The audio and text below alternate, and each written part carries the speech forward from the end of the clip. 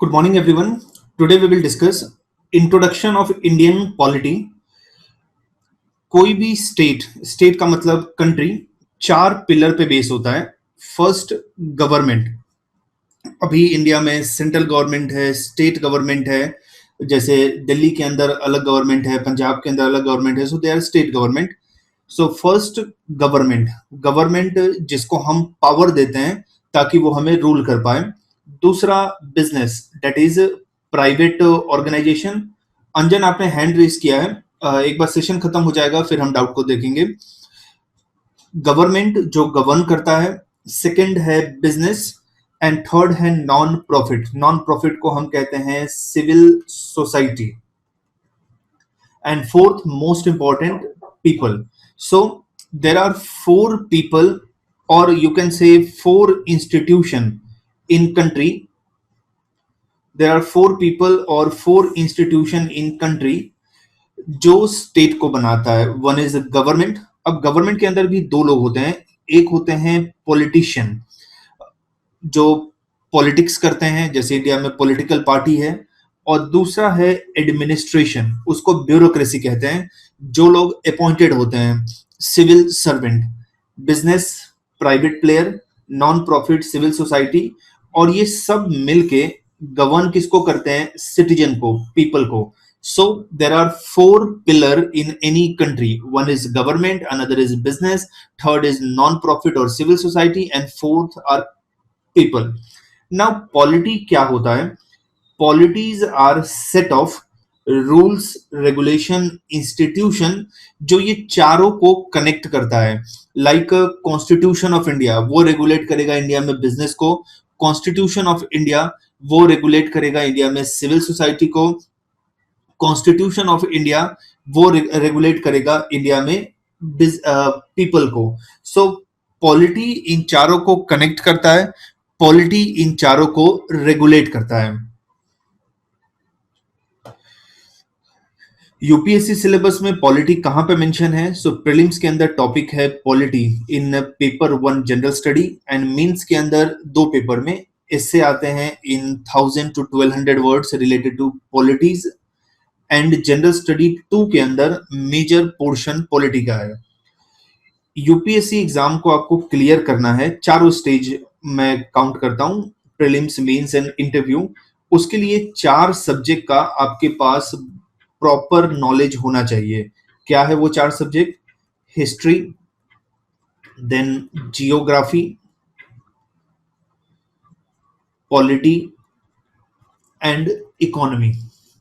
ये चार सब्जेक्ट का आपके पास प्रॉपर नॉलेज होना चाहिए. बाकी भी दूसरे सब्जेक्ट हैं लाइक साइंस एंड टेक्नोलॉजी है, एथिक्स है, एप्टीट्यूड है, बट वो उतना मेजर रोल नहीं प्ले करता है, वो शो स्टॉपर नहीं है. So this four subject are show stopper. इस सब्जेक्ट को और अगर मैं एक्सपांड करूं तो I can say history and culture, geography and environment, polity and governance, economy and development. History and culture, geography and environment, polity and governance and economy and development. अगर ये चारों सब्जेक्ट को मैं कंबाइन करूं, prelims, mains, interview, तीनों stage पे मैं question देखूं, तो you will be surprised. Around 80% of questions are asked from this four section, either इसका कंसेप्ट और इसका करंट अफेयर्स. नाउ ये चारों में से पॉलिटी को लेते हैं. पॉलिटी एंड गवर्नेंस सबसे इजीएस्ट पोर्शन है, सबसे शॉर्टेस्ट पोर्शन है, और इसके क्वेश्चन भी मोर और लेस डायरेक्ट होते हैं. इसमें उतना ज्यादा डीप एनालिसिस इन्वॉल्व नहीं होता है. तो ऐसा कहा जाता है कि if you commit mistake in polity and governance question while you are answering polity and governance question, that is not a simple mistake but it is suicide जो आप commit कर रहे हैं. प्रीलिम्स में इसके रिलेटेड 20 अप्रॉक्स क्वेश्चन आते हैं, date आपका करेक्ट होना चाहिए. मेंस में, जनरल स्टडी 2 में, एसए में क्वेश्चन आते हैं, आपके करेक्ट होना चाहिए, क्योंकि पोर्शन बहुत इजी है. कम टाइम में आप इसको बहुत अच्छे से प्रिपेयर कर सकते हैं. तो most easiest portion most scoring portion is polity and governance, and in case आप इसमें मिस्टेक कमिट करते हो, so you are doing suicide, you are doing a criminal act with your UPSC preparation. So UPSC syllabus में यहाँ पे mention है। Now what is the utility of polity? First, UPSC civil service examination में ये हमें help करेगा prelims mains interview में। UPSC की दूसरी एग्जामिनेशन होती है सीडीएस और सीएपीएफ, उसमें भी हेल्प करेगा। हम अपने स्टूडेंट्स को ये कहते हैं कि when you are preparing for UPSC also give other examination. आपको ज्वाइन करना है, नहीं करना है, मत ज्वाइन करो, बट आप जितने एग्जामिनेशन दोगे वो आपका कॉन्फिडेंस लेवल इंक्रीज करेगा, आपके अंदर कंपिटिटिवनेस लेके आएगा। ऐसा तो नहीं है कि आपने सीडीएस एग्जामिनेशन दिया, आपने क्लियर कर लिया तो वो आपका हाथ पकड़ के लेके जाएंगे कि नहीं नहीं तुमने क्लियर किया, तुमको तो ज्वाइन करना ही पड़ेगा। This doesn't happen. सो आप जितने एग्जाम दोगे उतना कॉन्फिडेंस आएगा। And state public service commission examination, like we are in Gujarat, तो वहां पे जीपीएससी होता है, Gujarat public service commission. Punjab है तो पंजाब पब्लिक सर्विस कमीशन होगा। सो पॉलिटी के नॉलेज को आप ये तीन कैटेगरी ऑफ एग्जामिनेशन में यूटिलाइज कर सकते हैं, और वहां पे भी पॉलिटी के क्वेश्चन काफी उसका हाई वेटेज होता है। नाउ बुक्स एंड मटेरियल कौन सा हमें रेफर करना है? A to F, ये बुक्स एंड मटेरियल है, ये आपके फंडामेंटल्स को ठीक करेगा। लाइक डेमोक्रेसी क्या है, रिपब्लिक क्या है, फेडरलिज्म क्या है, सेकुलरिज्म क्या है, कम्युनलिज्म क्या है, रिलीजन क्या है। So 6th standard, 7th standard, 8th standard के एनसीईआरटी में मेंशन है। उसका नाम है social and political life, part 1 6th, part 2 7th, part 3 8th standard. Then democratic politics part 1, democratic politics part 2, 9th and 10th standard NCERT that deal with various political issue concerning India and world. Part NCRT 11th, that is a political theory, it deal with a different political ideology or philosophy.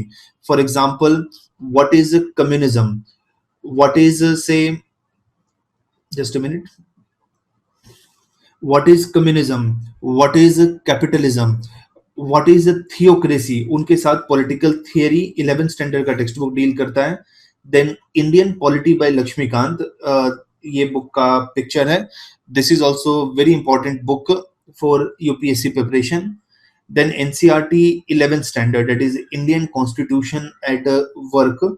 सो इसके अंदर basic है of Indian constitution, how Indian constitution making started, Indian constitution जब बनना start होता है तो whatever challenges we faced, और कैसे हमने इंडियन कॉन्स्टिट्यूशन को फ्रेम किया।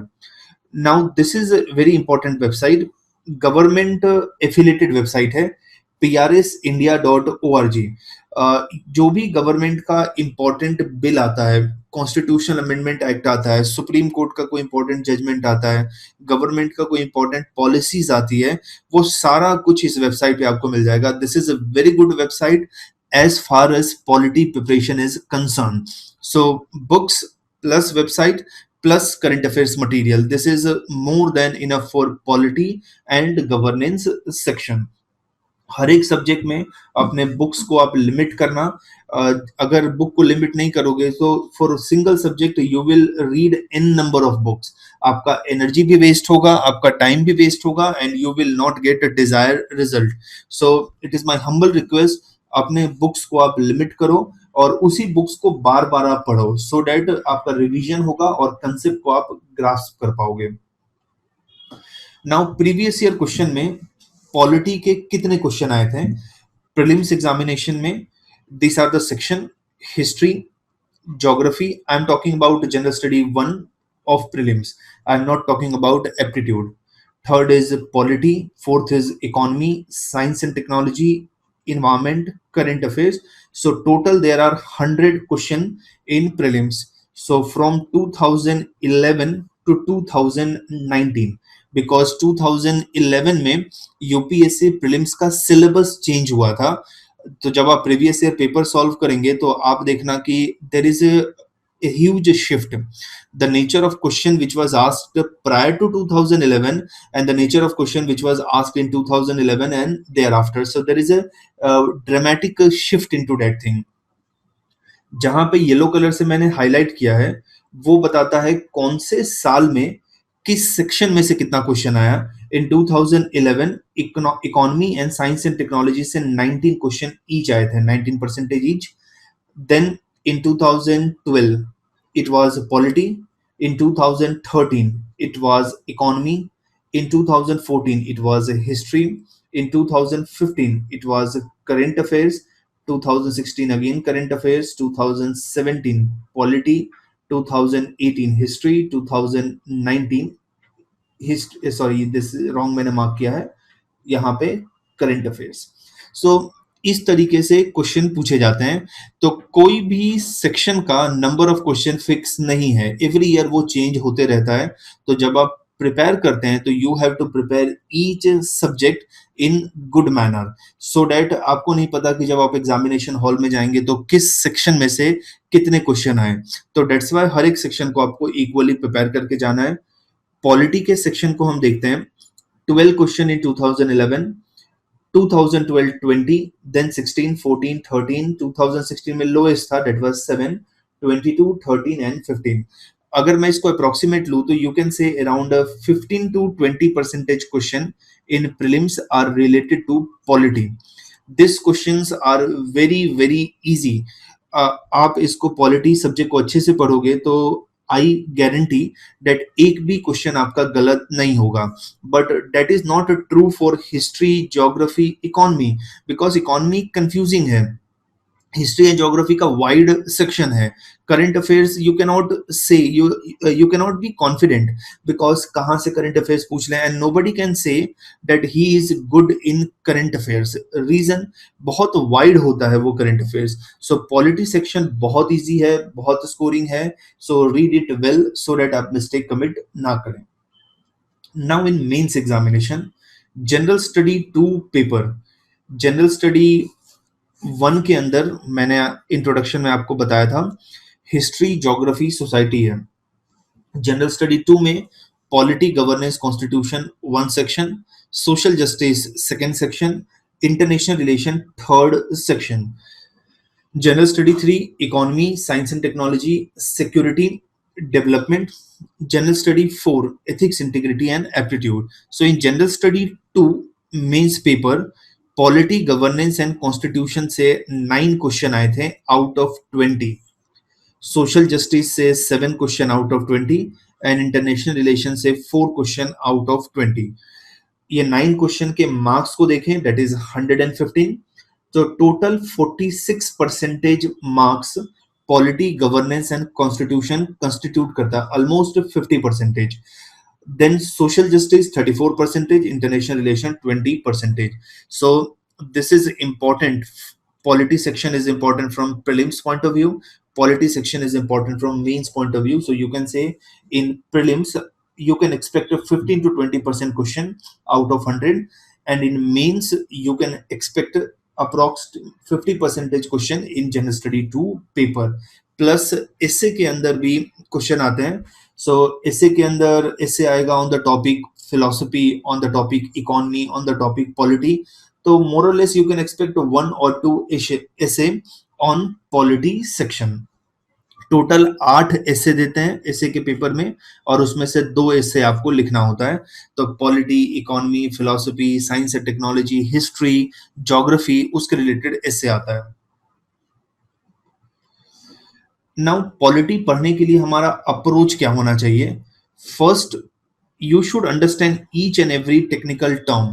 जैसे राजस्थान के अंदर पॉलिटिकल क्राइसिस है अभी, तो वहां पे डिफरेंट टर्म्स, आप न्यूज देखें तो डिफरेंट टर्म आएगा, विप आएगा, एंटी डिफेक्शन आएगा, स्पीकर आएगा, एमएलए आएगा, गवर्नर आएगा। तो ये सब टर्म का मीनिंग आप समझो, और उसका मीनिंग ऐसा नहीं होना चाहिए नैरो मीनिंग होना चाहिए, मल्टी डायमेंशनल मीनिंग होना चाहिए। लाइक से governor, what is the position of governor, what power governor enjoy, do governor has discretion और नॉट, गवर्नमेंट एमएलए का रिलेशन कैसा होता है, गवर्नर सेंट्रल गवर्नमेंट का रिलेशन कैसे होता है। या फिर दूसरा, आज मॉर्निंग में न्यूज आया, मनोज कुमार सिन्हा, ये जम्मू एंड कश्मीर के लेफ्टिनेंट गवर्नर अपॉइंट हुए हैं, प्रेसिडेंट ने उनको अपॉइंट किया इससे पहले GC Murmu lieutenant governor of Jammu and Kashmir थे. So what is lieutenant governor? So ये टेक्निकल टर्म को आप समझना with multi dimensional meaning, so it will help you to connect with concept. Connect constitutional article, जैसे गवर्नर के केस में हम article 161 को कोट करते हैं.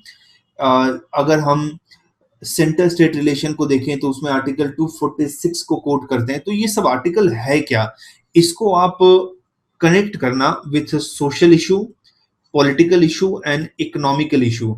से फॉर एग्जांपल सोशल इशू है, कहीं पे कास्ट बेस्ड इनइक्वालिटी हो रहा है, तो ये आप कॉन्स्टिट्यूशन के साथ कैसे कनेक्ट करेंगे? सो राइट टू इक्वालिटी आर्टिकल 14 के साथ. Indian constitution is one of the most beautiful and comprehensive constitution of the world, जहां पे इंडिया के सारे प्रॉब्लम का सोल्यूशन है. कोई भी प्रॉब्लम आप फेस करो उसका सोल्यूशन है इंडियन कॉन्स्टिट्यूशन में, बट प्रोवाइडेड हम उस सोल्यूशन को देखेंगे तब हमें पता चलेगा ना. सो connect article of constitution with social, political and economic issue and event of country. Analytical approach रखना, किसी भी चीज को आप जस्ट एक्सेप्ट मत करना. कल मैं एक मूवी देख रहा था शकुंतला देवी, तो उसमें विद्या बालन है, she was playing the lead role, title role.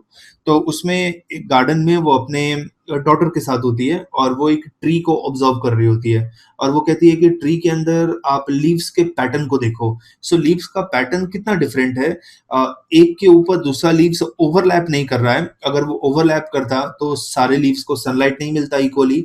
So they are distributed और arranged in such a manner that each leaves get proper sunlight.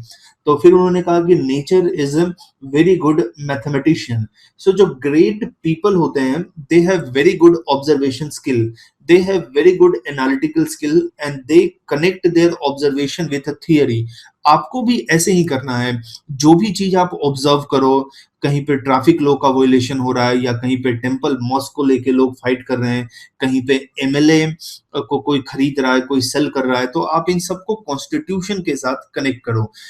You should have good observation approach, you should have good analytical approach. Observation, analysis, opinion, this is what which differentiate a leader from a follower. Leader के अंदर ये सारा कुछ होता है, follower के पास just knowledge होता है. Have non personal approach. For example caste system के बारे में मैं क्या सोचता हूँ, इनइक्वालिटी के बारे में मैं क्या सोचता हूँ, मेल फीमेल इनइक्वालिटी के बारे में मैं क्या सोच रहा हूँ, और टेम्पल मोस्क के बारे में मैं क्या सोच रहा हूँ. ये डिपेंड करता है मेरा इमोशन पे, ये डिपेंड करता है मेरा सोशल इकोनॉमिक बैकग्राउंड पे, मेरा कल्चरल बैकग्राउंड पे. से फॉर एग्जांपल मैं अगर रिलीजन ए को बिलोंग करता हूं तो मैं रिलीजन ए को सपोर्ट करूंगा, उसके होली प्लेसेस को सपोर्ट करूंगा. रिलीजन बी को बिलोंग करता हूं तो मैं उसको सपोर्ट करूंगा. इसको कहते हैं सब्जेक्टिव अप्रोच.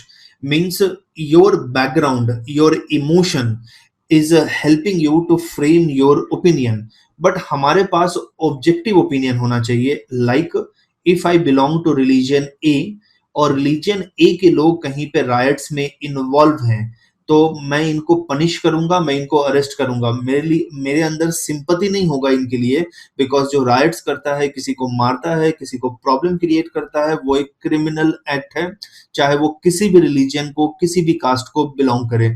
जो गलत है वो गलत है, जो सही है वो सही है. You can not B selective कि ये मेरे कास्ट का है तो या मेरे कम्युनिटी का है तो आई विल सपोर्ट हिम, दूसरे कम्युनिटी का है तो मैं फ्रेम हूँ.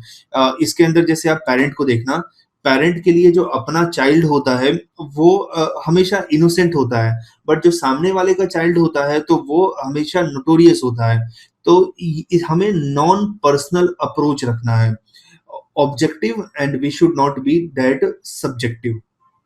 We should connect political concept with current affairs. Day to day जो हैपनिंग हो रहा है उसके साथ हमें कनेक्ट करना है. तो इस वे में आपको बहुत अच्छे से समझ भी आएगा, आप एग्जामिनेशन में बहुत अच्छे आंसर भी लिख पाओगे and you will get very good marks. So this should be your approach towards polity. Now polity हम पढ़ रहे हैं for examination it is fine, examination में subject है, that's why we are reading. But what is the relevance of polity as a civil servant? जब आप officer बन जाओगे, आईएएस बन के आप डिस्ट्रिक्ट कलेक्टर बनोगे, आईपीएस बन के आप डिस्ट्रिक्ट कमिश्नर, आप सॉरी पुलिस कमिश्नर बनोगे, या आईआरएस करोगे तो आप इनकम टैक्स कमिश्नर बनोगे, तो वहां पे पॉलिटी का क्या रेलेवेंस है? पॉलिटी आपको हेल्प करेगा in proper understanding of society, which will help in discharging duties as civil servant in legal manner. क्योंकि पॉलिटी आप अच्छे से पढ़ोगे तो आपको पता चलेगा आपका रिस्पॉन्सिबिलिटी क्या है, आपका ऑथोरिटी क्या है, और बेस्ड ऑन दैट आप वर्क कर पाओगे. So proper understanding of polity will help you.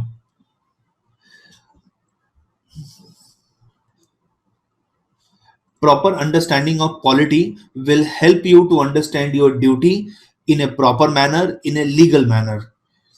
It will help you understand the nature of work in each government institution. Government के अंदर एग्जीक्यूटिव क्या काम कर रहा है, जैसे प्रेसिडेंट का क्या रोल है, गवर्नमेंट के अंदर पार्लियामेंट का रोल क्या है, सीबीआई का रोल क्या है, जुडिशरी का रोल क्या है. सो पॉलिटी का प्रॉपर अंडरस्टैंडिंग हेल्प करेगा आपको अंडरस्टैंड करने में गवर्नमेंट कैसे काम करता है. गवर्नमेंट के अंदर हायरार्की है, जैसे Sushant Singh Rajput alleged suicide case में बिहार के आईपीएस ऑफिसर महाराष्ट्र में गए, महाराष्ट्र मुंबई पुलिस ने उनके साथ जो ट्रीटमेंट किया, बिहार पुलिस का एलिगेशन है वो ठीक ट्रीटमेंट नहीं है. तो इसमें आपको ये समझना पड़ेगा कि एक स्टेट की पुलिस दूसरे स्टेट की पुलिस में जाती है तो उसमें दूसरे स्टेट में एंटर होती है तो उसमें लीगल एस्पेक्ट क्या इन्वॉल्व है. So it will help in understanding nature of work in each government institution and hierarchy. You cannot break a hierarchy in government because hierarchies are based upon rules and regulation. Government works on rules and regulation. You cannot break rules and regulation and expect that government work in a proper manner. It will reduce bias and prejudice in decision making at highest level of authority. Bias और prejudice कब आता है? When we support people who are related with us and oppose people those who are not related with us. तो आपको unbiased होके neutral होके work करना है. You don't have to support anyone, you don't have to oppose anyone. If anyone is doing wrong, you have to punish him. If anybody is doing right, then you have to appreciate them. Understanding legal framework and language. कभी किसी government bill को download करके आप देखना, 170 180 page का वो पूरा document होता है, कंप्लीट लीगल वे में उसको ड्राफ्ट किया जाता है, and it is very difficult for a common person to understand that thing. तो पॉलिटी का proper understanding will help you understand legal language and legal framework of government. आज unfortunately हम Indian society में problem क्या face कर रहे हैं? People, they don't have much knowledge about anything, but then also they claim that they are expert. तो ये एक हम प्रॉब्लम फेस कर रहे हैं, और हमें क्या करना चाहिए? अपना ओपिनियन बनाना चाहिए, but our opinion should be based on sound knowledge. Our opinion should not be based upon just यहाँ वहां से कुछ हमने देख लिया या न्यूज में कुछ देख लिया. नहीं, हमारा opinion proper research, proper understanding पे होना चाहिए. अनफॉर्चुनेटली हम ये नहीं कर पाते हैं, और ऐसे result with half knowledge, with no knowledge, people just blame other कि देखो इसने ये नहीं किया, उसने वो नहीं किया. Strike balance between power responsibility and avoids power over reach. जैसे आप सिविल सर्वेंट है तो आपको पता है आपका लिमिटेशन क्या है, आपको उस लिमिटेशन में रह के ही काम करना है. ऐसा नहीं है कि आपको उस लिमिटेशन को क्रॉस करके काम करना है. एक डिस्ट्रिक्ट कलेक्टर के पास जितना पावर होगा वो चीफ मिनिस्टर, प्राइम मिनिस्टर से तो कम ही होगा. तो डिस्ट्रिक्ट कलेक्टर को इस हिसाब से वर्क करना है कि लोगों के प्रॉब्लम भी सॉल्व हो जाए और वो लीगली वो ब्रीच भी ना करे अपने अथॉरिटी को. सो आपको पता होना चाहिए कि what is your boundary. So these are the relevance of polity as a civil servant. Always see larger picture. जो भी टॉपिक को आप पढ़ रहे हो, जो भी सब्जेक्ट को पढ़ रहे हो यूपीएससी प्रिपरेशन के लिए, don't always look from the lens of examination, always look at larger picture. कि आप जब यूपीएससी एग्जामिनेशन को क्लियर करोगे, where this knowledge is going to help you, whether this knowledge is going to help you in a positive manner or not. तो वैसे आप पढ़ो. Now what is the scope of polity syllabus? Polity के अंदर 3 section है. One section is political section. Political system, sorry, means political parties क्या कौन सी है, पॉलिटिकल आइडियोलॉजी क्या है, पॉलिटिकल फिलॉसफी क्या है, पॉलिटिकल इशू क्या है. So this is political system. Politics का मतलब होता है पावर, पावर कैप्चर. जैसे जहां पे मोनार्की है, किंग रूल कर रहा है, किंग के पास पावर है. जहां पे थियोक्रेसी है, रिलीजियस लीडर के पास पावर है. जहां पे डेमोक्रेसी है, जनता के पास पावर है. So in India we have democracy where people enjoy supreme power. Then we have constitution. Constitution is the ultimate rule book of country. India कैसे चलेगा, कौन सी रूल्स एंड रेगुलेशन इंडिया के लिए वर्क करेगी, that is defined by constitution of India. So constitution of India is the ultimate rule book of India. And third, governance. India कैसे govern होगा, corruption free India, India में rules and regulation proper way में implement हो रहे हैं या नहीं हो रहे हैं. ऐसा कहा जाता है constitution show direction to politician. Politician law बनाते हैं और उस लॉ का प्रॉपर इम्प्लीमेंटेशन गवर्नेंस करता है, ताकि ग्राउंड पे वो लॉ इम्प्लीमेंट हो रहा है या नहीं हो रहा है. Same prime minister of India 24 मार्च, मेरे को डेट याद नहीं आ रहा, 2020 को टीवी पे आते हैं 8 बजे और वो ऐसा कहते हैं कि अब आज रात 12 बजे से लॉकडाउन लग जाएगा. तो प्राइम मिनिस्टर ने ये कह दिया, means prime minister is a political authority, उन्होंने डिसीजन लिया. अब इसको कौन इम्प्लीमेंट करेगा? पुलिस इम्प्लीमेंट करेगा, डॉक्टर्स इसको इम्प्लीमेंट करेंगे, डिस्ट्रिक्ट कलेक्टर इसको इम्प्लीमेंट करेंगे, सारे गवर्नमेंट डिपार्टमेंट इसको इम्प्लीमेंट करेगा. सो political system, constitution of India, governance, ये तीनों को ऐड करते हैं तो ये पॉलिटी होता है. पॉलिटिकल सिस्टम में क्या है? पॉलिटिकल आइडियोलॉजी और फिलॉसफी. डिफरेंट पॉलिटिकल आइडियोलॉजी है, डेट इज कैपिटलिज्म है, सोशलिज्म है, कम्युनिज्म है, लिबरलिज्म है. So this are the different political philosophy. अब फिलॉसफी आइडियोलॉजी कैसे इमर्ज हुआ? सोसाइटी कुछ प्रॉब्लम फेस कर रहा है, उस प्रॉब्लम को हम कैसे दूर कर सकते हैं? कम्युनिज्म से दूर कर सकते हैं, सोशलिज्म से दूर कर सकते हैं, और उस प्रॉब्लम को कैपिटलिज्म से दूर करते हैं. Ideology means ideas. Philosophy, difference between science and philosophy है, science can be proven, philosophy can not be proven. Any science, it was a philosophy at one point of time.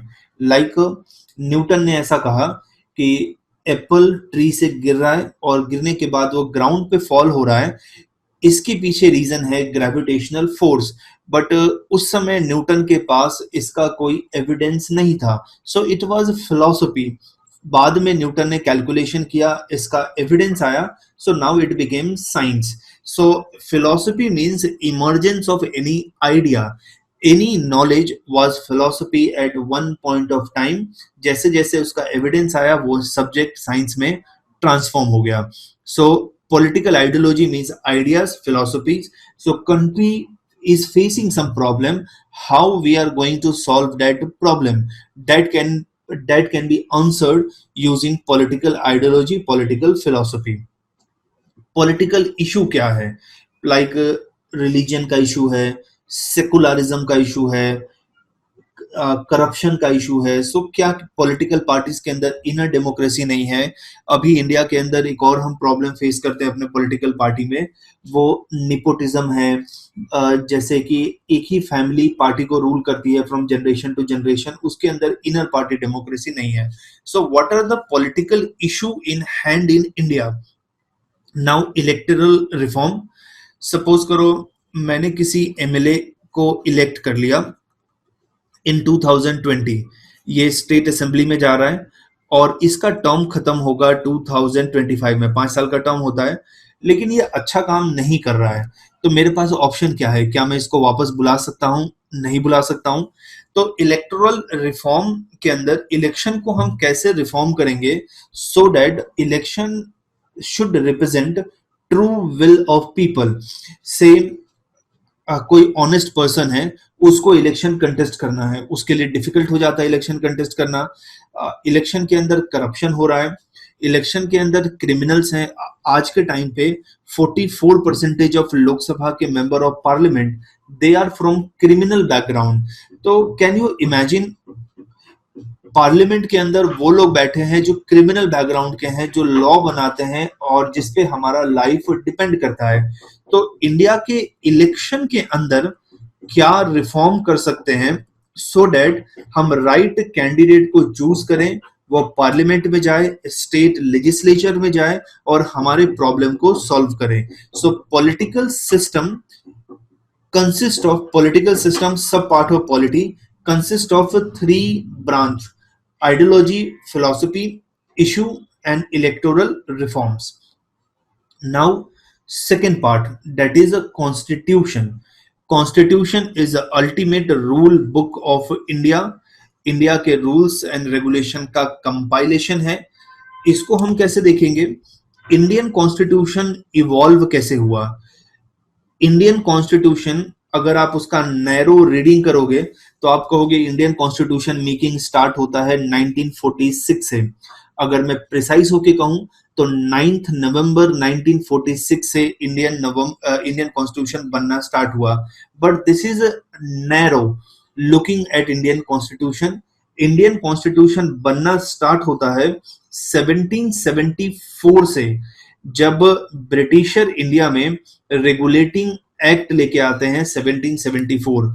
Regulating act और last constitution making खत्म होता है on 26 of January 1946। तो ये India का constitutional history है, almost 200 years, from 1774 to 1946.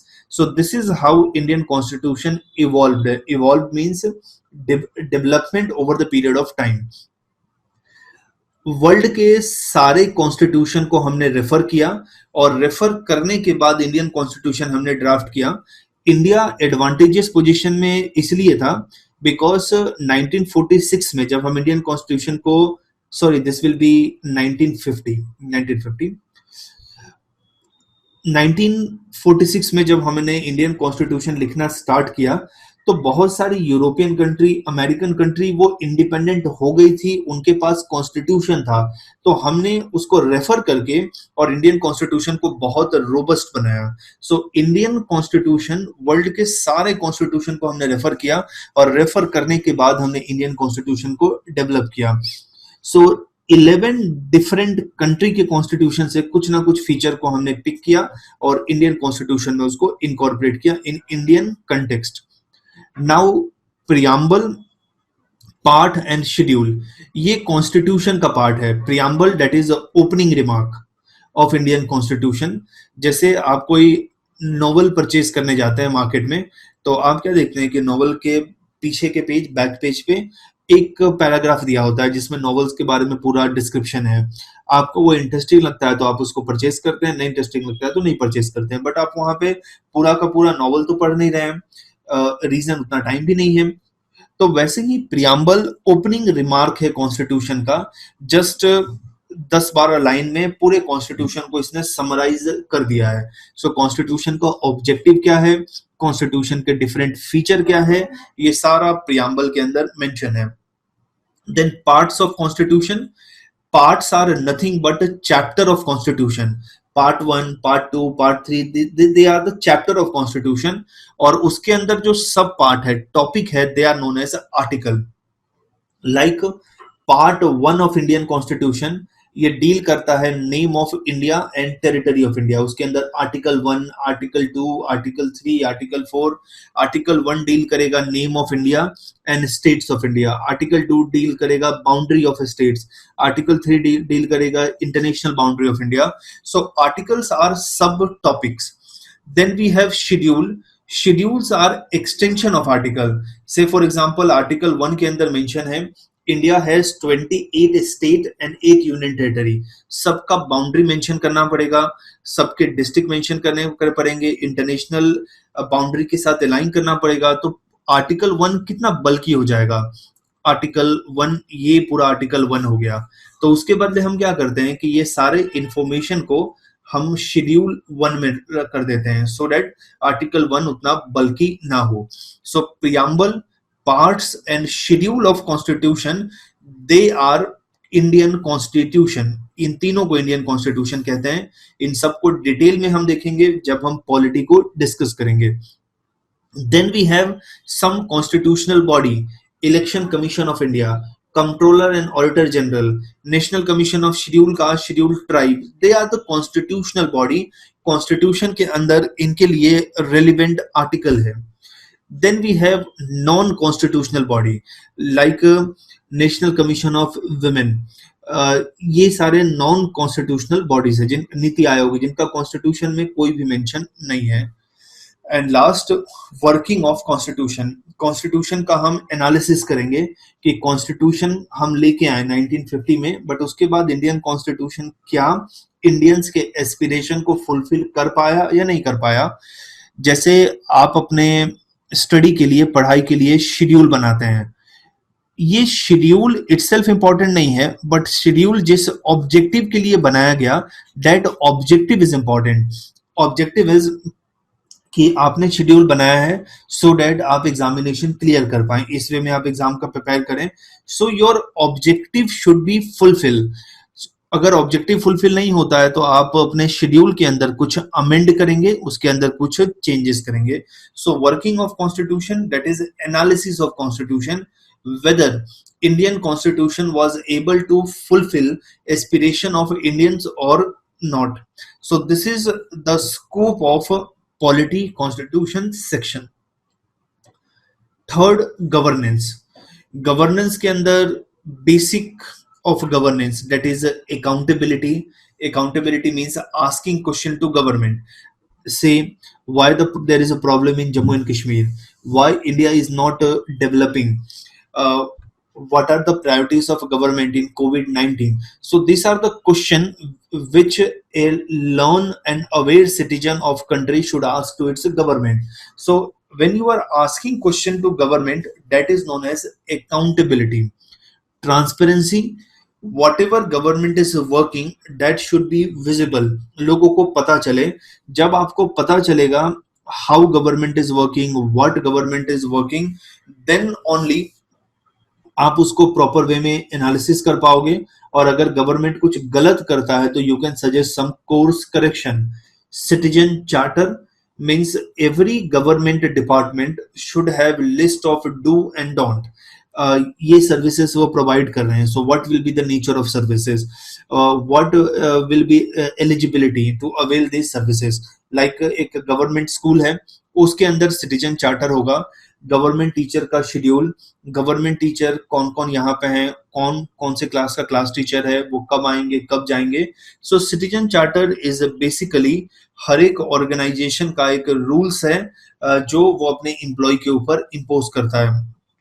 Then good governance, तीन term है हमारे पास। One is administration,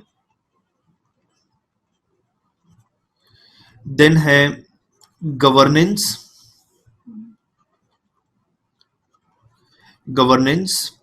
then we have good governance,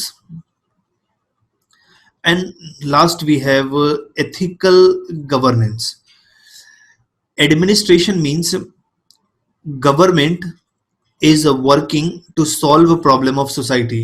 Society में education का problem है, we have government school. Society में health का problem है, we have government hospital. Governance का मतलब होता है when government, civil society that is NGO and private organization, ये तीनों मिलके सोसाइटी के प्रॉब्लम को जब सॉल्व करते हैं, that is known as governance. So administration, solving problem only by government, governance, solving problem by collaborative approach.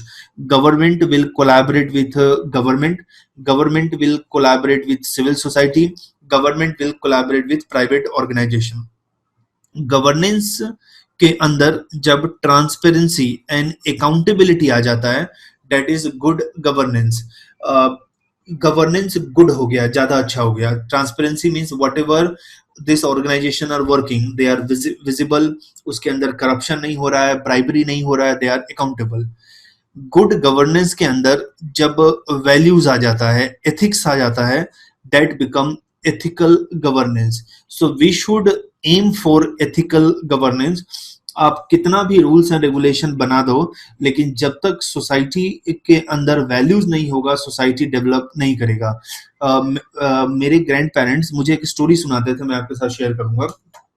एक राजा था, तो उसके पास एक हॉर्स था, घोड़ा था। तो राजा से अपने घोड़े के लिए जो खाना देता था, तो उसे 1 kg वो दे रहा है, खाना दे रहा है। तो घोड़े के पास 50% ही पहुंचता था, क्योंकि राजा ने घोड़े के लिए एक केयर टेकर रखा था। सो राजा जितना भी फूड देता था, वो केयर टेकर 50% खुद रख लेता था, 50% वो हॉर्स के पास जाता था। तो धीरे धीरे हॉर्स वीक होने लगा। तो राजा को लगा कि नहीं, this is a serious problem, I should remove this corruption. तो राजा एक सुपरवाइजर अपॉइंट करता है, जो केयर टेकर के ऊपर होगा।